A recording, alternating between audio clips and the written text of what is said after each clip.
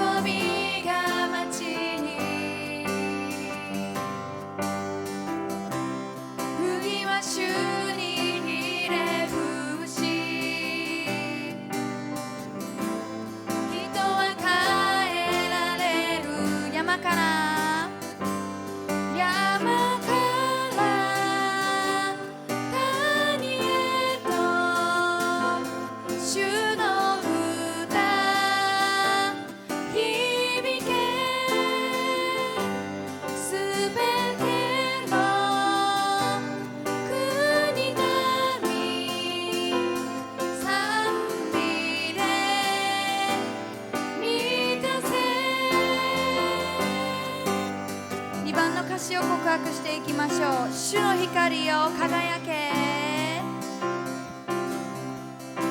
主の光よ輝け、暗闇を照らせ、十字架の栄光よ、全地主の光よ輝け、主の光よ輝け、暗闇を照らせ、十字架の栄光よ、全地に道よ、山から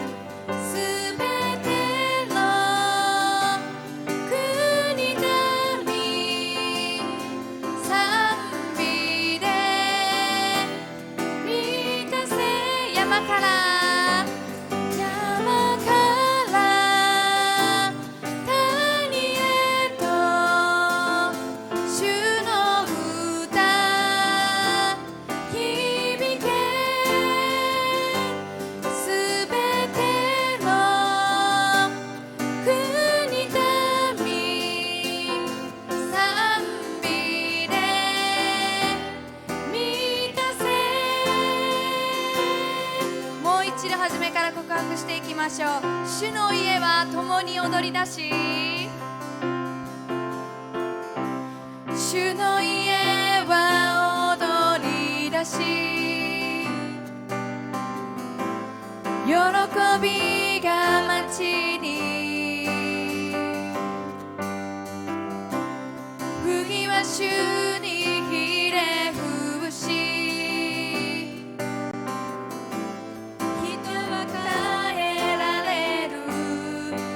光を今輝け、主の光よ輝け、暗闇を照らせ、暗闇を照らせ、十字架の栄光よ、全地に道よ、山から谷へと、山から谷へと、主の歌響け、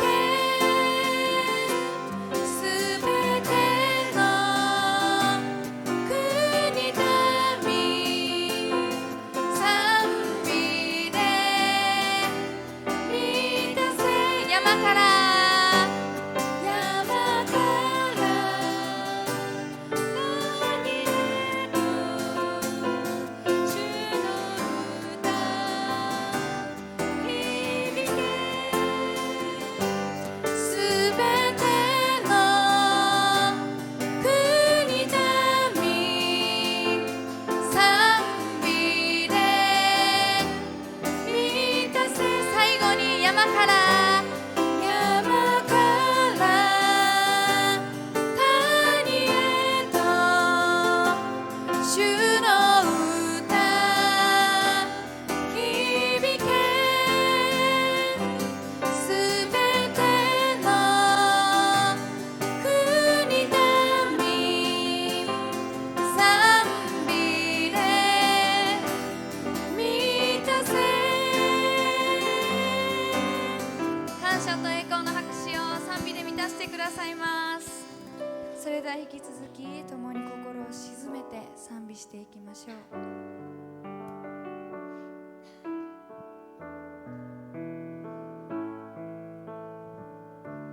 あなたの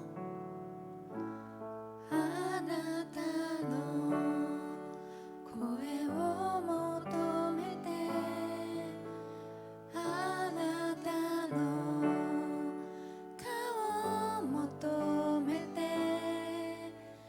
あなたの心を求めて、御前に入れる。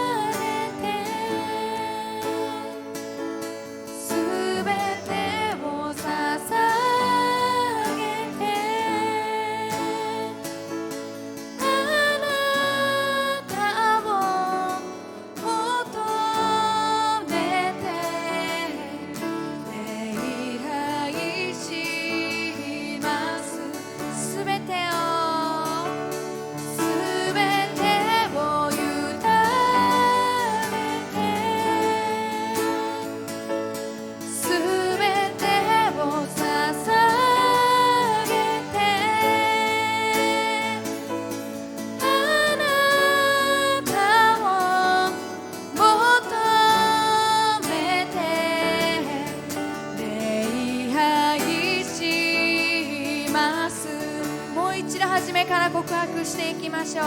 あなたの声を求めて、あなたの声を求めて、あなたの顔を求めて、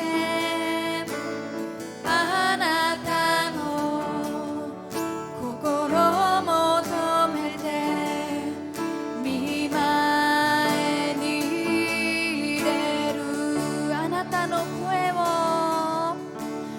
あなたの声を求めて、あなたの顔、あなたの顔を求めて、あなたの心を、あなたの心を求めて、見前に入れるすべてを、すべてを委ねて、すべてを捧げて、あなたを求めて、そうです、礼拝します。今すべて委ねて、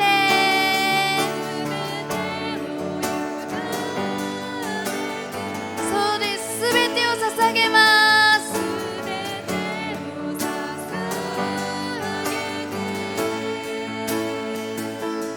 あなたを求めて、礼拝し、そうです、すべてを委ねていきます。私のすべてを今捧げます。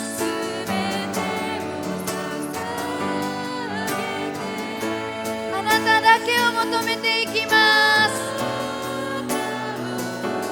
求めて礼拝します。あなたの声を、あなたの声を求めて、あなたの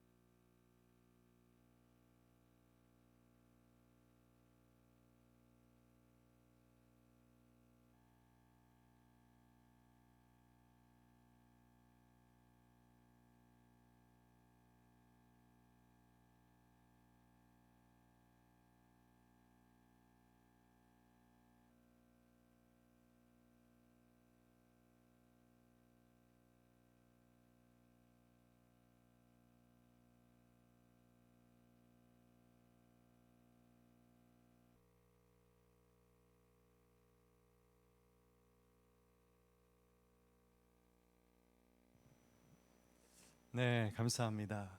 네, 먼저 한 가지 말씀드리자면은 제가 설교를 마치고 기도하는 시간에 다시 창문을 닫아주셨으면 감사하겠습니다. 네, 오늘 함께 말씀 읽었는데요. 여러분도 잘 알고 계시는 이야기입니다. 부자 청년의 이야기이죠. 네, 예수님께 나와왔지만 근심하며 돌아갔던 그 청년의 이야기. 어떤 사람이 찾아왔는데 그 청년은 여러 가지 면에서 정말 보기 드물게 잘난 사람이었습니다. 본문 20절과 22절에서는 그 사람을 청년이라고만 표현하고 있습니다.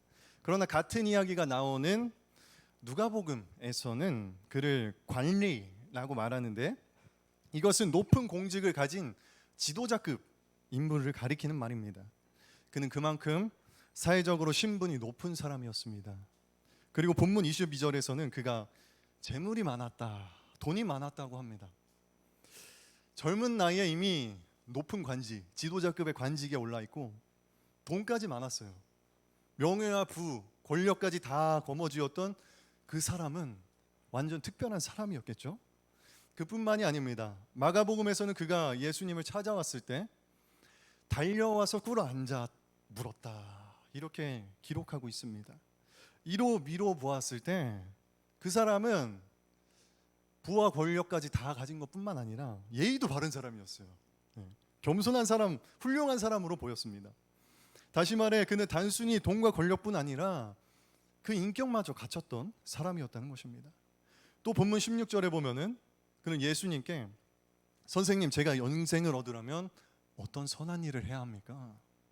이렇게 질문하고 있죠. 네, 여러분 보통 이런 질문 하십니까? 네, 누군가에게 이런 질문 해보신 적 있습니까? 어떻게 해야 영생을 얻을 수 있을까요? 무슨 선한 일을 해야 영생을 얻을 수 있을까요? 선생님, 제가 이런 질문 보통 잘 안 하죠. 그렇다는 것은 그 사람은 그 나름대로 인생에 대해서도 진지하게 생각하고 있었다는 것입니다. 더 나아가 그는 예수님께서 여러 가지 제명들을 잘 지키라고 말하자 대답하기를 제가 이 모든 것을 지켰습니다 고 할 만큼 율법에 있어서도 철저하고 모범적인 사람이었던 것 같습니다.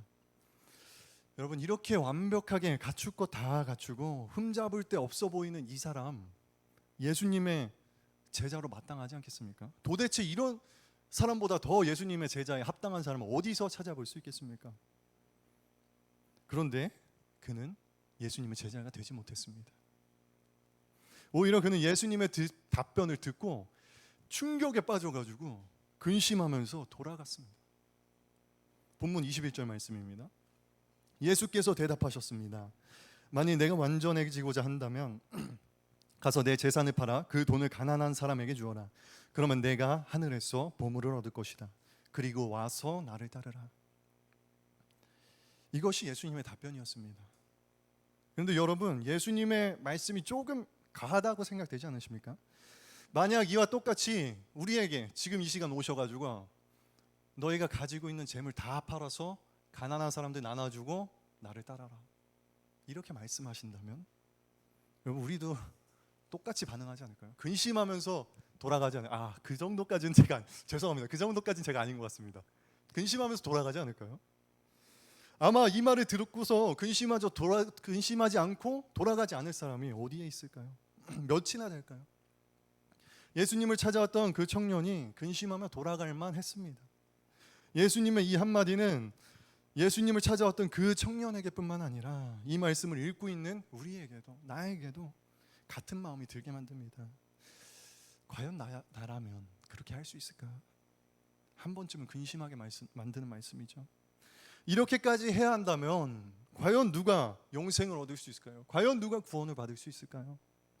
한 가지 재미있는 사실은 그곳에 있던 모든 제자들이 이 말씀을 듣고 똑같은 반응, 비슷한 반응을 보였다는 것입니다. 이 모든 상황을 지켜보고 예수님의 말씀을 들은 제자들은 깜짝 놀라면서 예수님한테 물어봅니다. 마태복음 19장 25절 말씀인데요. 제자들은 이 말씀을 듣고 매우 놀라 물었습니다. 그러면 도대체 누가 구원을 얻겠습니까? 여러분, 제자들도 놀랐습니다. 예수님의 제자들도 놀랐습니다. 예수님을 따라 본인들이 하고 있던 일을 포기하고 왔던 제자들도 놀랐습니다. 사실 생각해보면 그들도 모든 재산을 다 팔고 예수님을 따라갔던 건 아니에요. 네. 예수님이 십자가에 못 박히고 돌아가시자 예수님의 제자들은 원래 본업, 어부의 생활로 돌아갔습니다. 그렇다는 것은 어부를 할 만한 그 배라던가 그물이라던가 그것들이 그대로 다 있었다는 거예요. 예수님을 따라올 때 다 처분하고 따라오진 않았습니다. 그냥 따라오라니까 따라간 거예요. 그러니까 제자들도 놀란 거죠. 아니 그렇게까지 예수님 해버리시면은 어떻게 저 사람이 누가 구원을 받을 수가 있겠습니까? 평소에 예수님 뒤를 쫓아다니면서 이 말씀 저 말씀 다 들어왔던 제자들이었습니다. 그랬던 그들조차도 인정하기 힘든 말씀이었다는 것입니다. 그렇게 충격에 휩싸인 제자들 모든 사람에게 예수님께서 대답하십니다. 마태복음 19장 26절 말씀입니다. 예수께서 그들을 눈여겨보고 말씀하셨습니다. 사람에게는 불가능한 일이다. 그러나 하나님께는 모든 것이 가능하다. 아멘. 아멘이십니까 여러분? 진짜 아멘이십니까? 저는 결론만 말씀드리자면은 오늘 말씀은 이게 끝입니다. 사람에게는 불가능한 일입니다. 그러나 하나님께는 모든 것이 가능하십니다. 바로 이 말씀이 제자들 모두를 충격에 빠뜨렸던 오늘 본문 말씀을 풀어나갈 열쇠입니다. 이제 다시 본문의 상황으로 돌아가서 예수님과 부자 청년의 대화를 천천히 다시 한 번 더 살펴보겠습니다. 먼저 청년은 예수님께 이렇게 묻죠. 본문 16절 말씀입니다. 한 사람이 예수께 와서 물었습니다. 선생님, 제가 영생을 얻으려면 어떻게 해야, 무슨 선한 일을 하여야 하겠습니까? 그가 예수님에게 한 질문은 언뜻 보면은 어떻게 해야 영생을 얻을 수 있을까? 어떻게 해야 내가 구원을 얻을 수 있을까? 그런 거에 대한 질문 같죠. 그러나 그는 내가 앞선 질문에 앞서 영생을 어떻게 얻습니까? 그 앞서 어떤 선한 일을 해야 얻겠습니까? 이렇게 물어봅니다. 즉 그 사람은 영생을 어떤 선한 행위를 통해서 얻을 수 있는 것으로 생각하고 있었다는 것입니다. 어떤 조건을 갖춰야, 어떤 행동을 해야, 내가 뭔가를 잘 해야만 그 영생을 얻을 수 있을 것 같다. 그렇게 생각했다는 것이죠. 그에게 있어서 영생은 조건이요, 영생은 자격이었던 것입니다. 그렇게 생각하고 있는 청년에게 예수님께서는 다소 엉뚱한 이상한 대답을 하세요. 본문 17절을 보면은 예수님께서 이렇게 말씀하십니다. 왜 너는 선한 일을 내게 묻느냐? 선하신 분은 오직 한 분이시다.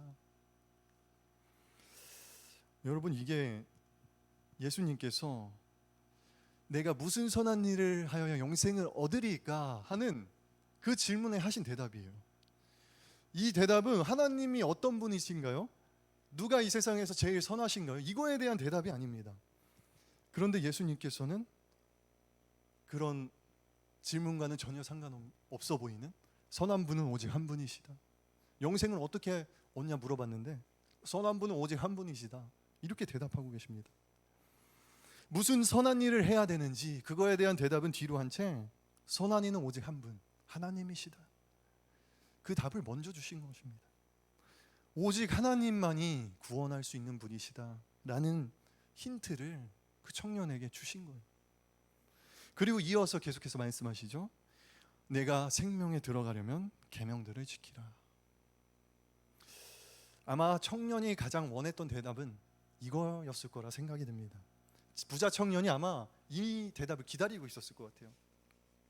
그는 앞선 예수님의 대답, 선한 분은 오직 한 분이시다. 왜 선한 것을 내게 묻느냐? 이 대답에는 신경 쓰지도 않고 상관하지도 않고 이 대답을 듣자마자 다시 계명을 지키라. 이 대답을 듣자마자 다시 질문합니다.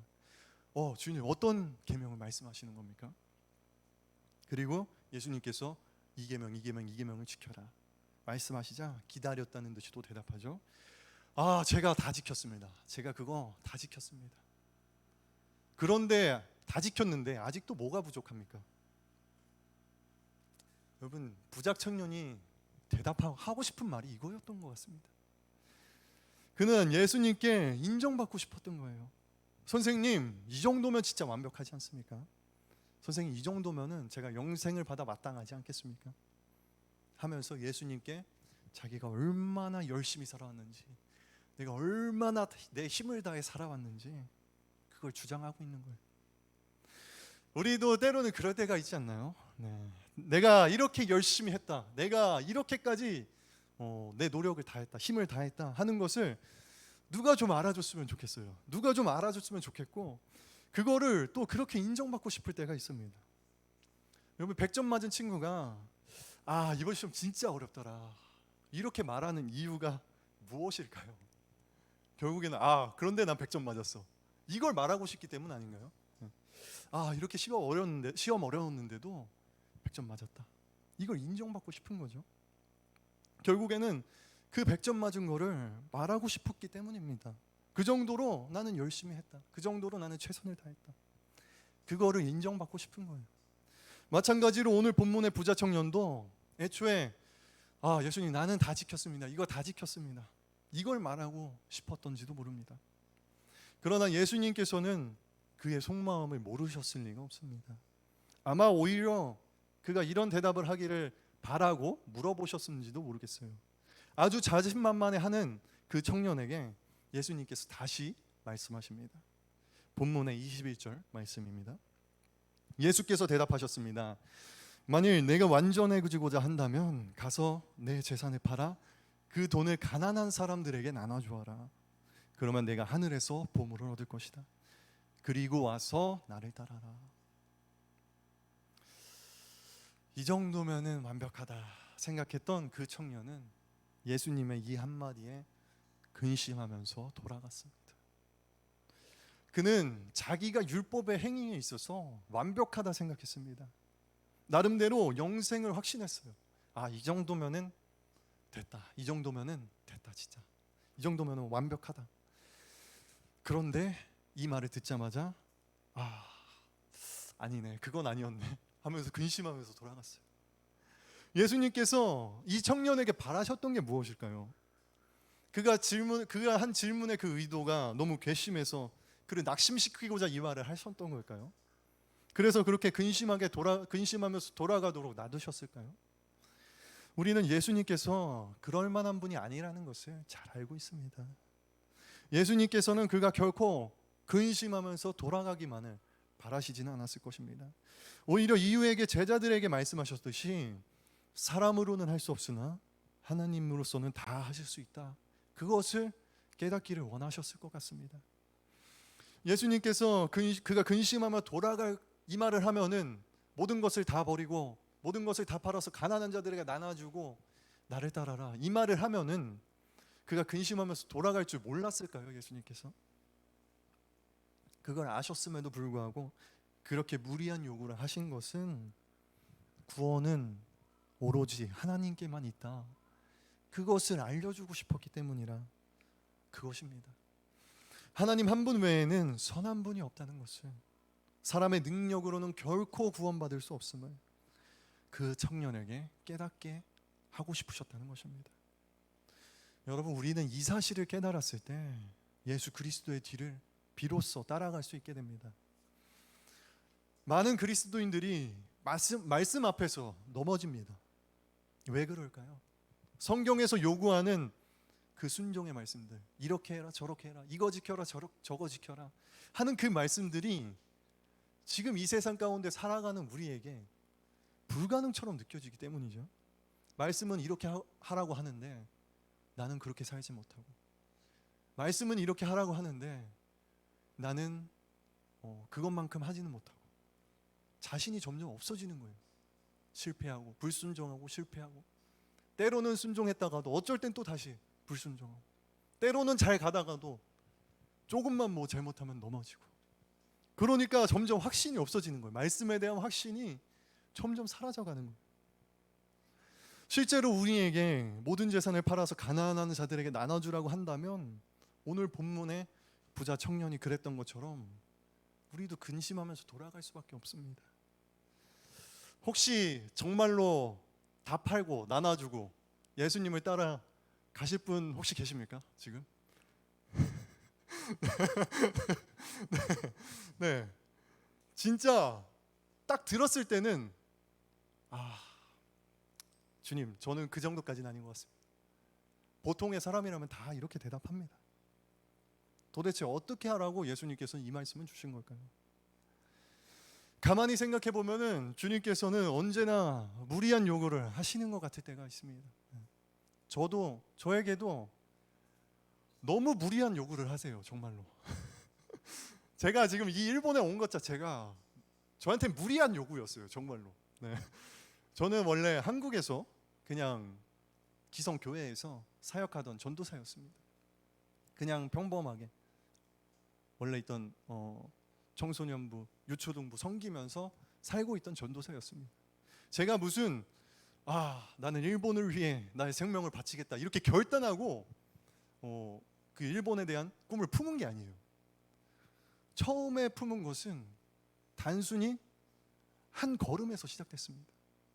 그것도 나의 의지와는 상관없는 친구가 가자고 했던 그 여행에서. 지금 김성현 전사님 뒤에 계시는데 김성현 전사님이 하도 가자 그래서, 일본 가자 그래서, 여행으로 한번 가자 그래서 그때 한번 가고 나서 그 뒤로부터 알 수 없게 계속해서 하나님이 인도해 주셨습니다. 일본어도 전혀 몰랐는데 일본어 예배부에 들어가게 하시고, 그 들어간 것 자체가 사실 무리죠, 진짜. 일본어 한 히라가나도 몰랐는데 일본어 예배부에서 찬양을 인도했습니다. 네, 그냥 한글로 써서 그걸 읽으면서 그냥 글자 읽으면서 찬양을 불렀어요. 따라 불렀어요. 무슨 의미인지도 모르고. 그렇게 하니까 정말로 뭔가 이게 내 길이 맞나? 그 마음이 들더라고요, 정말. 그럼에도 불구하고 계속해서 그 일본어 예배부의 목사님이 붙잡아 주셨어요. 전사님, 이렇게 들어온 것도 인연인데 일본어도 한번 공부해 보시는 게 어때요? 이렇게 추천을 해주시더라고요. 근데 저는 전혀 배울 생각이 없었어요. 그냥 조금만 하고 여기서 조금만 사역하고 내가 필요한 만큼만 하고 떠나야겠다, 그 생각을 하고 있었기 때문에 일본어는 사실 배울 생각이 없었습니다. 그런데 배워보는 게 어떨까요? 그 이야기를 듣는 순간 돈이 아까운 것 같은데 네, 돈이 쓸데 없을 것 같은데 일본어 배워도 그 마음이 제일 먼저 들더라고요. 그런데 그럼에도 불구하고 순종했습니다. 한번 배워보자. 그냥 몇 개월만 다녀보자. 그래서 다녀봤는데 꽤 할만하더라고요. 일본어 꽤 재밌더라고요. 회화반 들어갔는데 처음에 이제 히라가나, 가타카나 혼자서 공부하고 회화반으로 들어갔는데 거기 있는 이제 선생님들 또 동료들이, 같은 학원 친구들이 너무나도 좋은 분들이었어요. 그렇게 붙여주시더라고요, 하나님께서 사람을. 근데 저는 어디로 가는지도 모르고 그냥 끌려갔습니다, 하나님께. 그렇게 해서 도착한 곳이 이 일본 땅이었어요. 제가 진짜 처음에도 말했듯이 뭔가 결단을 해서 진짜 내 생명을 바치겠다 결단을 해서 그 길로 들어간 게 아니었습니다. 내 모든 재산을 다 팔아서 가난한 자들에게 나눠주고 예수님을 따르겠습니다, 이렇게 결단해서 이렇게 시작해서 예수님을 따라간 게 아니었어요. 그냥 안 될 것 같은데 하면서도 일단 따라간 겁니다. 일단 한 걸음 내디뎠을 때 주님께서 진짜로 그렇게 할 수 있게 해주셨습니다. 나로서는 불가능하나 하나님께서는 가능하십니다. 내가 생각하기에는 내가 몇 번 하다가 이거 그만둘 것 같은데, 내가 몇 번 하다가 이거 또 저번처럼 그냥 그만둘 것 같은데, 이거는 진짜 내가 끊지 못할 것 같은데 하는 것들도 내려놓고 일단 한 걸음 나아갔을 때, 중간에 포기하는 한이 있더라도 일단 한 걸음 나아갔을 때 그때 하나님께서 도와주십니다. 여러분, 베드로가 무리를 걸은 사건 기억하시나요? 그때 베드로가 무슨 나는 이 무리를 걸을 줄 믿습니다 하고 그 위를 걸어갔나요? 아닙니다. 예수님이 앞에 보이니까 그냥 나도 모르게 뛰어나간, 거기가 물인지도 모르고 뛰어나간 거예요. 배에서 뛰어내려서. 그런데 한 가지 중요한 사실, 그 밑이 물이라는 걸 의심하자마자 빠졌다는 거죠. 저도 마찬가지인 것 같습니다. 이 땅에 보내신 게 하나님이신데, 지금 이 사역을 감당하게 하시는 게 하나님이신데, 때로는 의심이 될 때가 있어요. 저도 인간인지라 진짜 이렇게 가는 게 맞나? 하는 순간 바로 물에 빠지더라고요. 그냥 바로 베드로가 의심했을 때 그 발이 물에 빠졌던 것처럼 그 늪으로 빠져버리더라고요. 뭔가 낙심이 되고, 뭔가 사역이 힘들고, 뭔가 내가 하는 거는 잘 되고 있지만 뭔가 내 마음이 힘들고, 그렇게 됩니다. 중요한 것은 우리가 결단하고 나아가는 게 아니라 그 나아간 그 자리에서 의심하지 않고 끝까지 하나님을 바라보는 것이라는 것입니다. 부자 청년에게 요구하신 그리고 와서 나를 따르라 하는 예수님의 말씀은 모든 것이 다 준비된 다음에 모든 재산을 다 팔아서 가난한 자들에게 나눠주고, 그리고 결단이 선 후에 그리고 와서 나를 따르라, 그 말씀이 아닙니다. 그렇게 준비만 하다가, 그렇게 결단만 하다가는 여러분 평생을 예수님 따라 살지 못할 수도 있습니다. 예수님께서 요구하신 말씀의 본질은 너의 스스로는 그것을 할 수 없다. 내 스스로는 그 재산을 다 팔아 가난한 자들에게 나눠주고 나를 따라오는 거 내 스스로는 할 수 없다. 그거를 인정하라는 것이죠. 그리고 와서 나를 따르라는 것입니다. 예수님께서 원하셨던 것은 저는 그렇게까지 할 수 없습니다 하고 근심하며 돌아가기를 원하셨던 것이 아니라 맞습니다, 저로서는 그렇게 할 수 없습니다 하면서 주님을 따라오기를 바라셨다는 것입니다. 예수님의 제자들도 아까 말했다시피 모든 재물을 다 팔아서 예수님을 따라가진 않았습니다. 일단 무작정 따라갔어요. 그리고 나서 뒤돌아봤더니 그 인생이 어땠습니까? 그 끝은 예수님과 같이 십자가에 못 박혀 순교하는 삶이 되었습니다. 그들이 처음부터 예수님 따라갈 때부터 나도 십자가에 못 박혀 죽으리라 이러고 따라갔을까요? 그런 마음 전혀 없었다고 생각합니다. 네. 전혀 없었을 겁니다. 네. 제자들도 그랬습니다.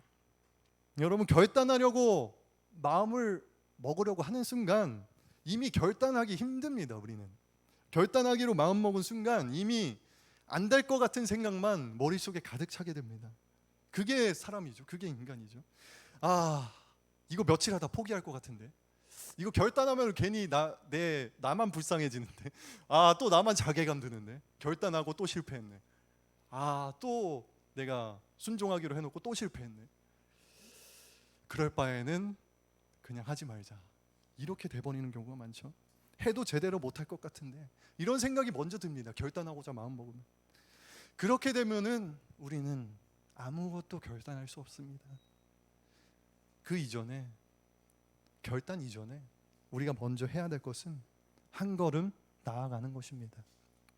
불가능할 것 같아 보여도, 정말로 안 될 것 같아 보여도 베드로가 예수님만 바라보고 그 물 위를 뛰어갔던 것처럼 주님께서는 그렇게 당신을 향하여 뛰어가기를 우리가 그것을 바라고 계시다는 것입니다. 그렇게 한 걸음 한 걸음 걸어갈 때, 한 걸음 한 걸음 주님을 따라갈 때 뒤돌아보면 어느새 주님 말씀하셨던 것처럼 내 가진 것들 다 팔아서 가난한 자들에게 나눠주는 삶을 살고 있는 것을 보게 되는 겁니다.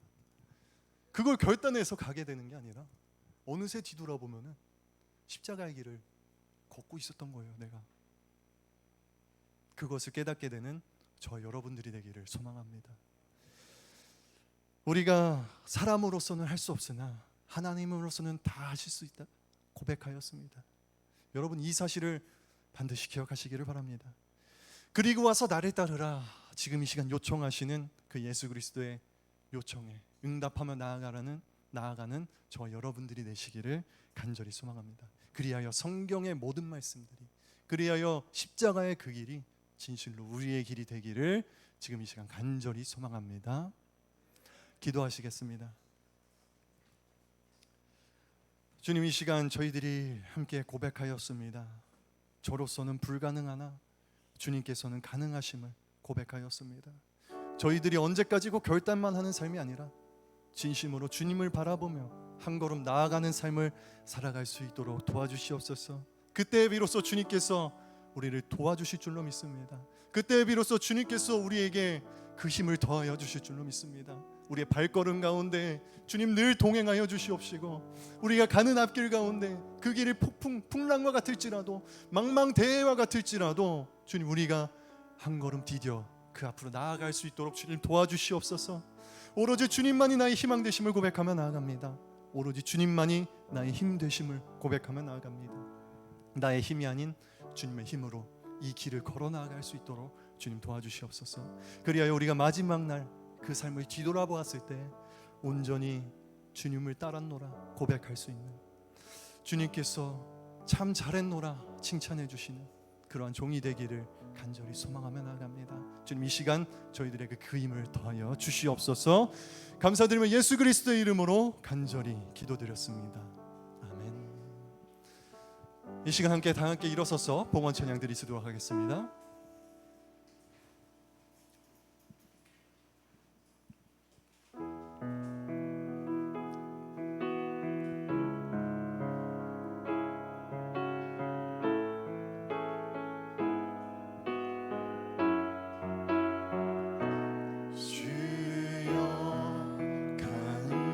しますすべての恵みを心から主よ感謝します命に勝るその恵みを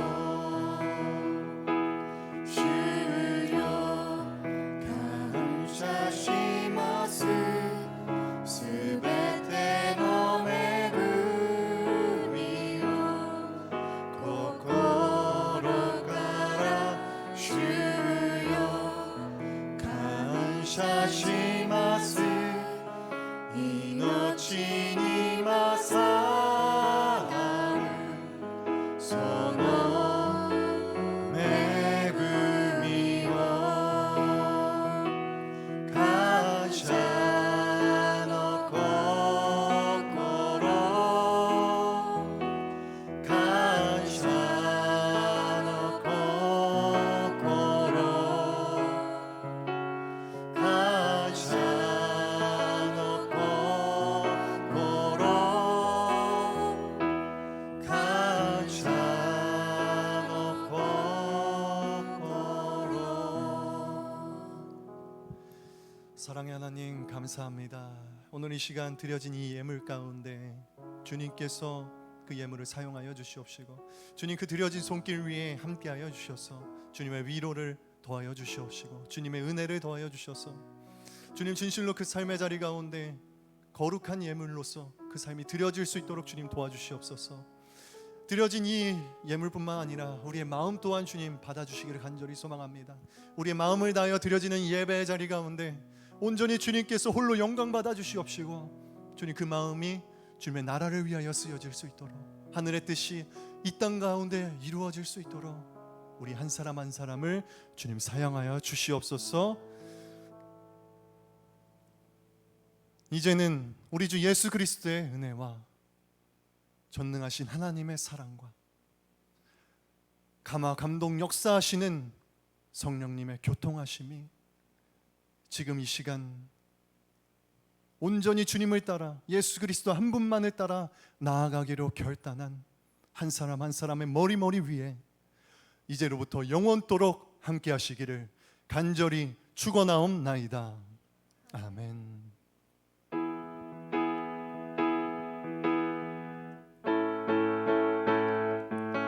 その日全世界が主の皆高く掲げる叫べこのイエスにハレルヤ栄光とはにあれ